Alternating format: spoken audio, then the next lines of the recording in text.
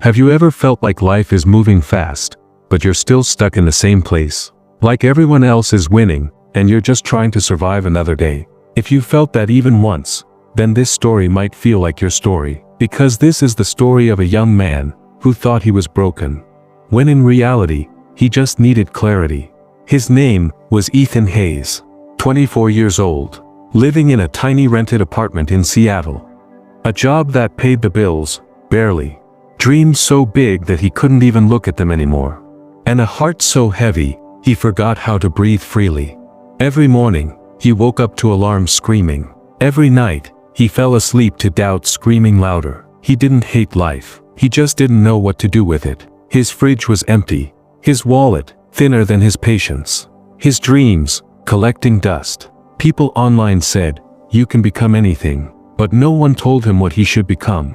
He kept telling himself, "I'll figure it out." But days turned into weeks, weeks into years, and figuring it out never happened. One Friday evening, after getting rejected from another job interview, Ethan sat alone in his dark room, light from his laptop flickering like it was mocking him. He whispered, "What's wrong with me?" No answer. He opened social media. Everyone was traveling, posting achievements, smiling like life was a celebration. But his own happiness? Missing. Unavailable. Offline. He threw his phone aside and sank into the chair. His eyes landed on a dusty book someone gifted him months ago. Clarity, by Cesari. He picked it up, maybe out of desperation, or maybe destiny. The first page hit him like a punch. You can't build a great life if you don't know what a great life looks like for you. Ethan froze. He stared at that one sentence again and again as if it was written only for him.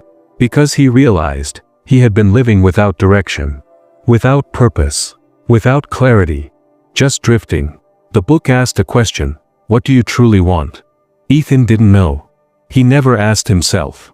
Nobody teaches you that in school. His whole life, he lived chasing what others respected. High salary. Big job title. A life that looked successful. But how does success feel? He closed his eyes, and for the first time in his life he tried to answer for himself, not for the world. A memory surfaced, high school days, when he made a short film for a class project. He remembered the camera in his hand, the excitement in his voice, the pride he felt when his classmates clapped.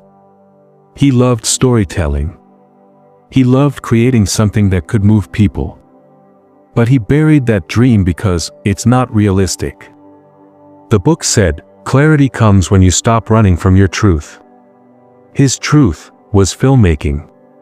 Not what his parents wanted. Not what society respected.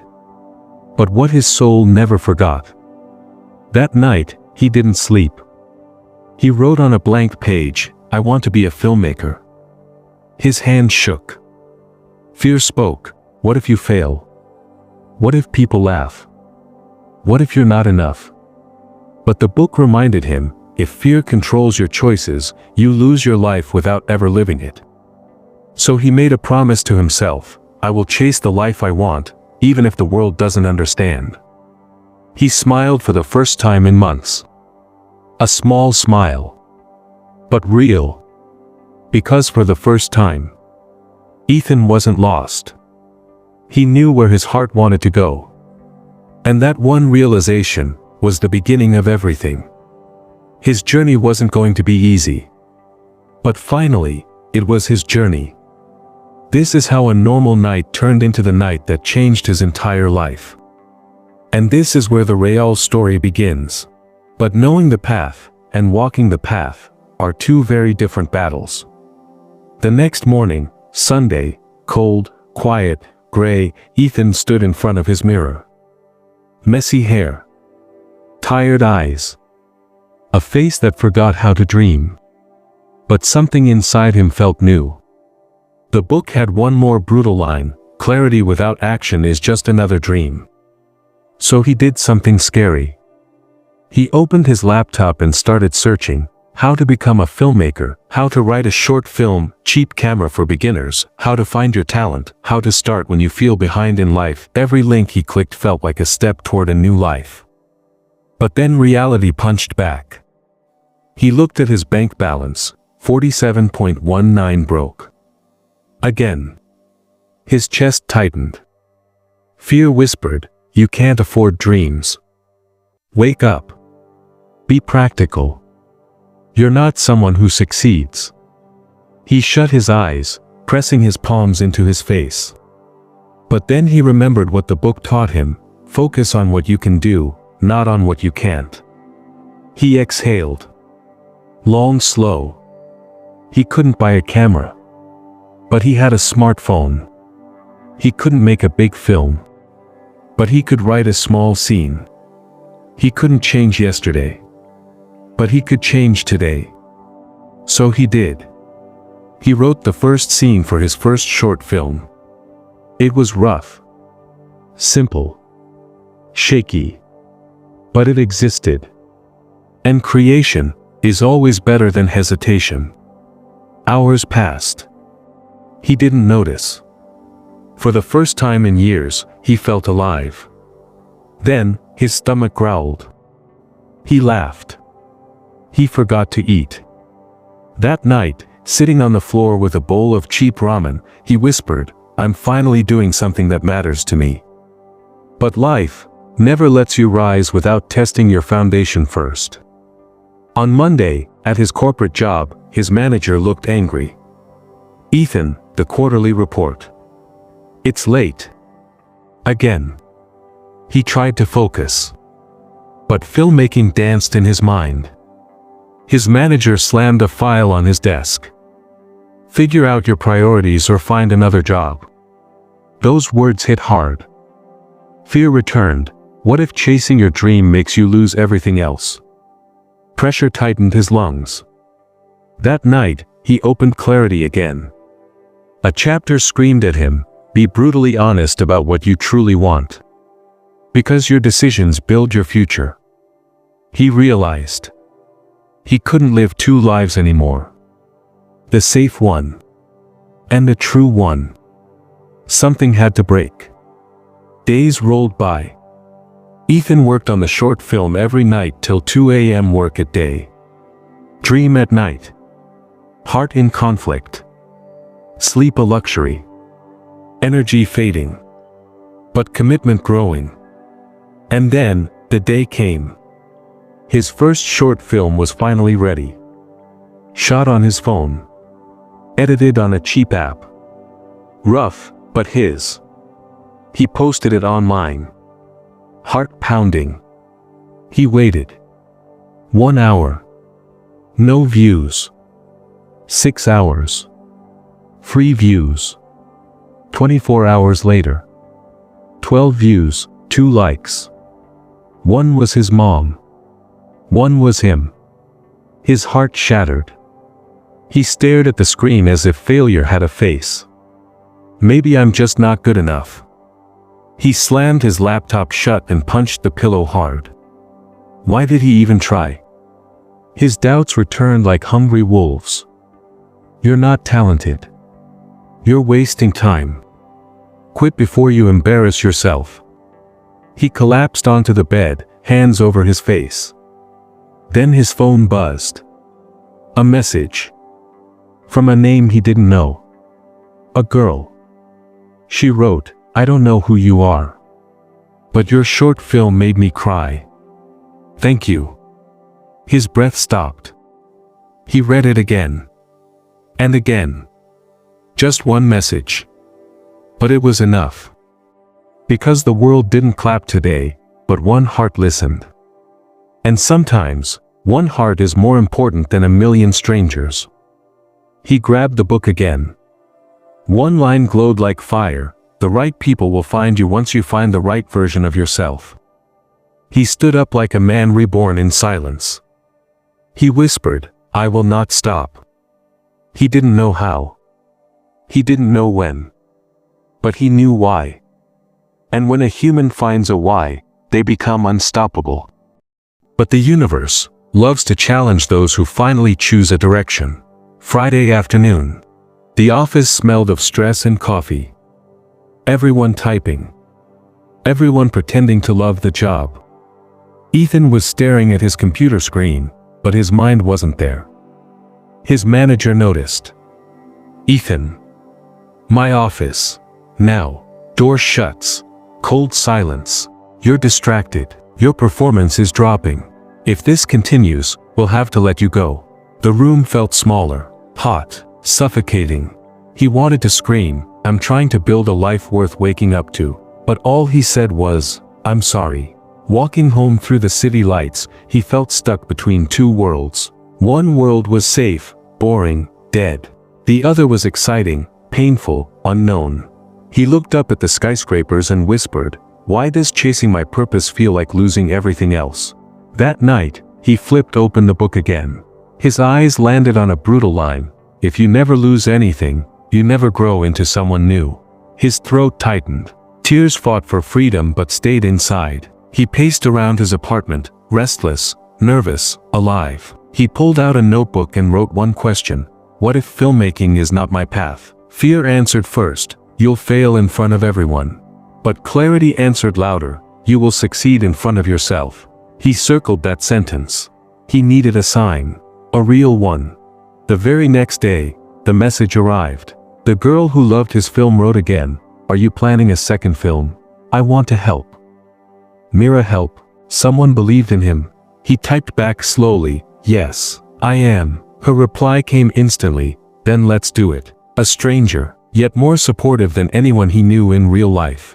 They met at a small cafe downtown. She had bright eyes, and a confidence that made Ethan feel visible. She said, "You have a gift. Your film felt real. People need real." Her belief felt like oxygen. For the first time in years, someone saw him. Not the struggler, not the failure, not the corporate ghost. A creator. Together, they planned the next short film. It was bigger, better, more emotional. But big dreams require big sacrifices. More late nights, more dark circles, more arguments with his boss, more fear of losing the job. He was slipping. His manager caught him again. "It's either this job, or your little hobby." Hobby. That one word stabbed deeper than any insult. Filmmaking wasn't a hobby. It was his heartbeat.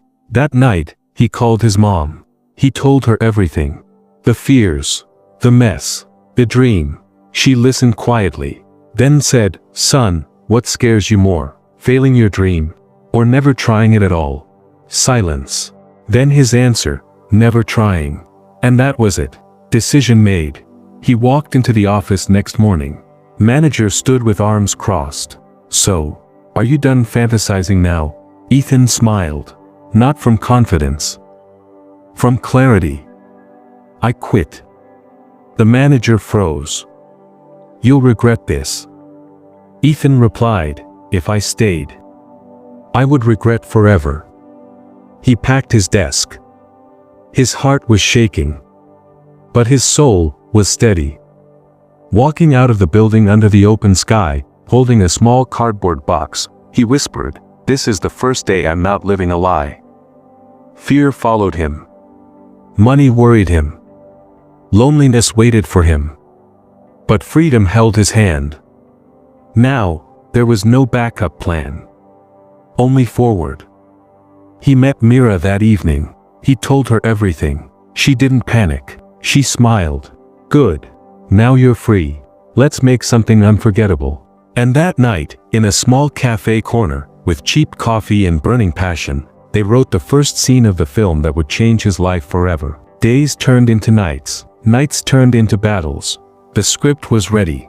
The dream was alive. But money was missing. Film equipment, locations, actors, editing. Everything needed money. Money he didn't have anymore. Ethan stared at his empty bank account like it was laughing at him.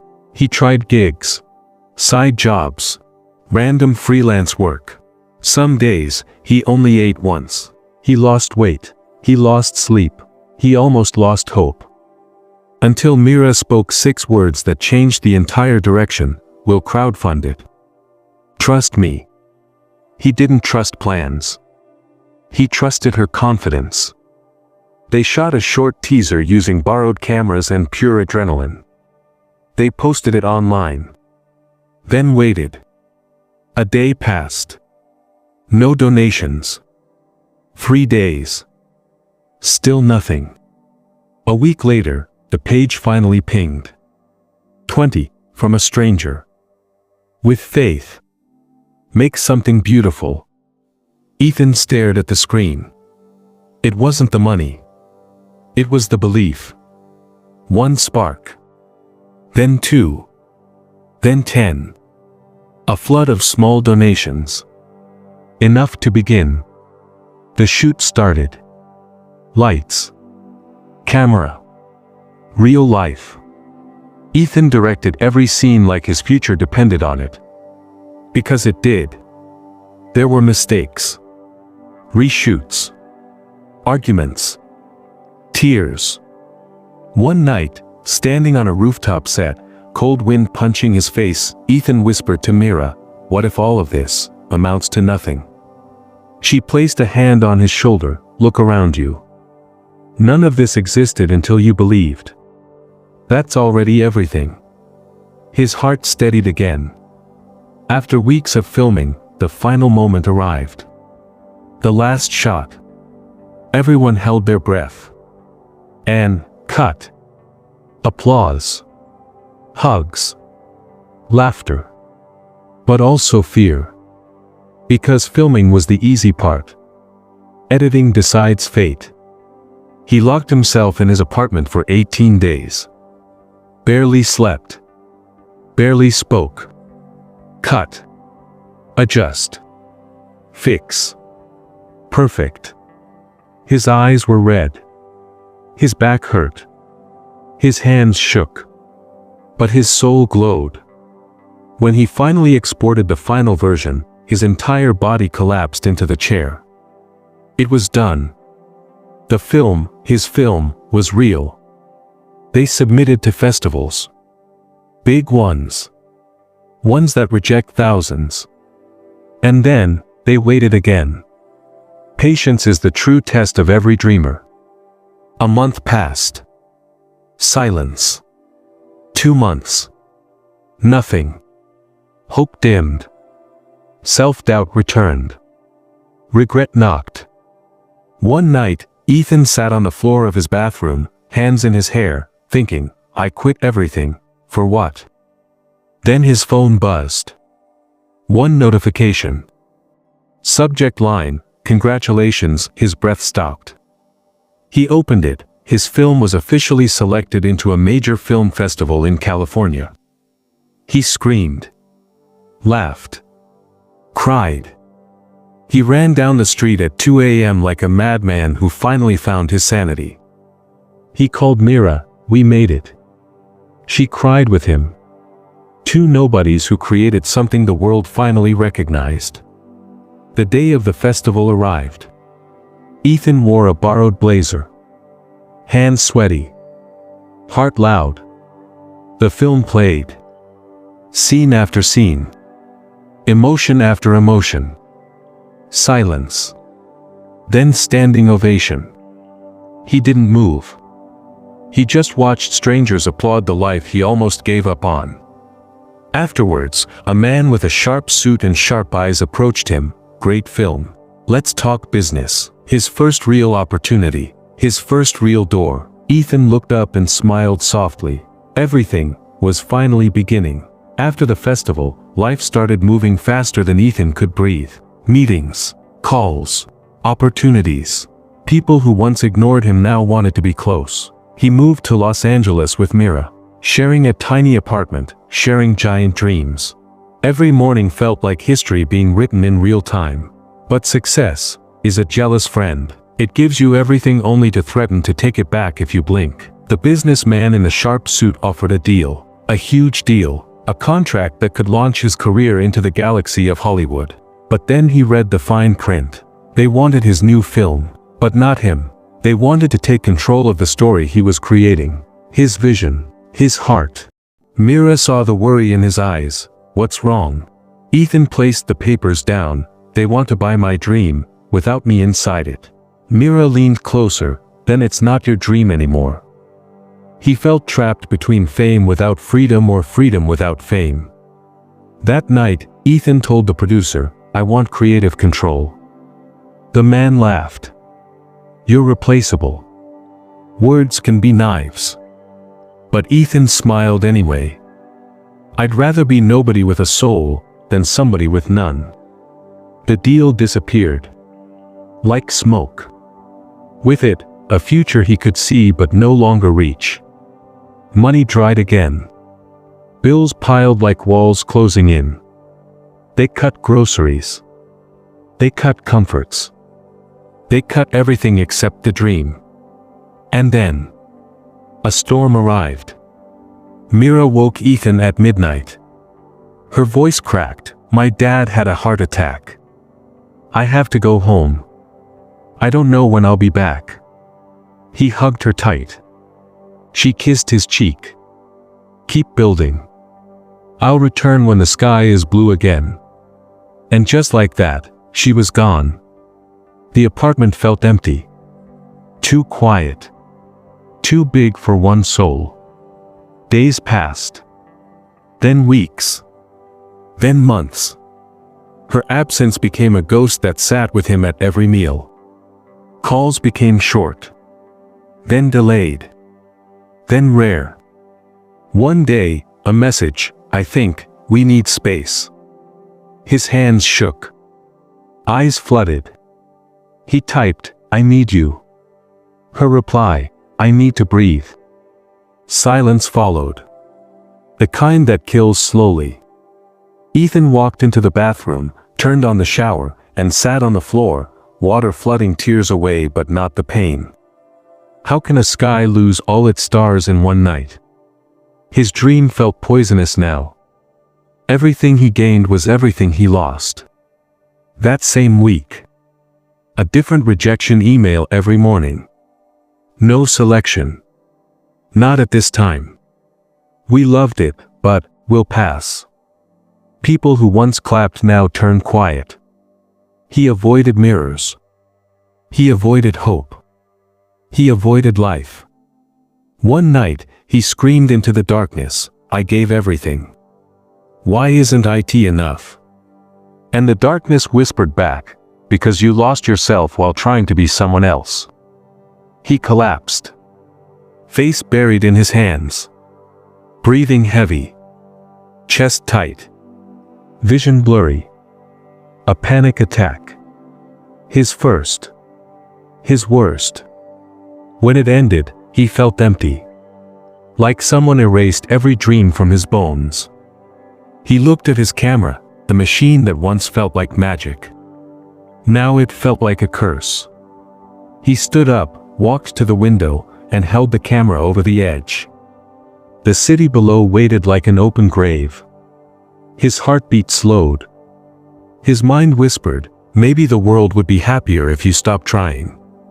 Fingers loosened. The camera almost fell. Beep. One new message. From his father. A short text, "I know you're far away, but I'm proud of you for not giving up yet." Yet. One three-letter word that wrapped its arms around his soul. He pulled the camera back inside. Held it tight. Cried harder. He realized something. He was searching for clarity in noise, in success, in approval. But clarity lives where silence hurts the most. In losing everything, he finally saw what mattered, not fame. Not applause. Not deals. Not trends. Just purpose. Just truth. Just one reason to wake up again tomorrow. He wiped his tears and whispered, "I am not done." In that moment, clarity wasn't a book anymore. It was a rebirth. The next morning, Ethan woke up before sunrise. Not because he slept well, but because his purpose didn't let him sleep anymore. He stared at the blank wall in front of him and imagined a screen. A new story. A new film. A new reason to breathe. But this time, it wouldn't be about impressing the world. It would be about expressing the truth that kept him alive. He opened his notebook and wrote 2 words at the top of a fresh page: begin again. He poured his heart into scenes that were broken and beautiful and brutally honest. Characters who fought their dreams and their demons. Just like him. Every shot he planned felt like a piece of his life stitched into meaning. He wasn't filming for applause anymore. He was filming for survival. But documentaries need real stories. So he stepped outside. Out of isolation. Out of fear. Into the city where millions hide their battles behind fake smiles. He interviewed people who life had punched: a homeless musician, a nurse exhausted from night shifts, a single mother rebuilding her world, a young man with scars no one sees. They shared truths that shook Ethan to the core. Every voice was wounded. Every voice was wise. Everyone was searching for the same thing: clarity. He filmed it all with raw honesty until his camera battery died, but his soul finally felt charged. He transformed his tiny living room into an editing studio. Who needed lights? Who needed space? He had purpose. He edited like a man possessed. Scenes colliding like heartbeats. Silence speaking louder than dialogue. It wasn't polished. It wasn't perfect. It was real. When the film was done, he uploaded it online with shaky hands and a caption that felt like a confession: "This saved me. Maybe it can save someone else too." He shut his laptop. Then waited. An hour passed. Nothing. 3 hours. A few views. Midnight came. Silence. He fell asleep on the couch, hugging a pillow like a broken promise. Morning sunlight spilled into the room. His phone kept buzzing. Notifications exploding. 10,000 views, 50,000 views, 100,000, then 1 million. He sat up like someone struck by lightning. Comments flooded. "I needed this. This made me cry. I feel seen. Thank you for this. You saved me tonight." He ran to the mirror, the same mirror he once avoided because it reflected failure. Now it reflected a creator who gave the world truth instead of perfection. He covered his mouth and cried again. But this time, from wonder. His film wasn't viral because it was trendy. It was viral because it was human. His inbox overflowed. Invitations to film panels. Interviews. Producers reaching out with respect in their tone. Not greed. Then, another notification. A text. From Mira. "I watched your film today. I'm proud of you. Are you free to talk?" His vision blurred as his heart remembered how to feel joy. He called. She answered instantly. "I'm coming back to LA," she said. "I want to help you again. I want to be part of what you're building." Ethan took a slow breath. "I never stopped wanting that. No dramatic music. No fireworks. Just 2 souls finding their way back through the clarity they earned the hard way." That night, Ethan sat at his window again. Same city. Same lights. Same sky. But a completely different man. He whispered a truth that he finally understood: you don't find clarity by waiting for life to be easy. You find clarity when life breaks you and you decide to rebuild anyway. His smile returned. Small. But real. Because for the first time, he wasn't afraid of the future. He was ready to create it. Not for the world. For himself. This wasn't the end of the story. This was the beginning of the purpose.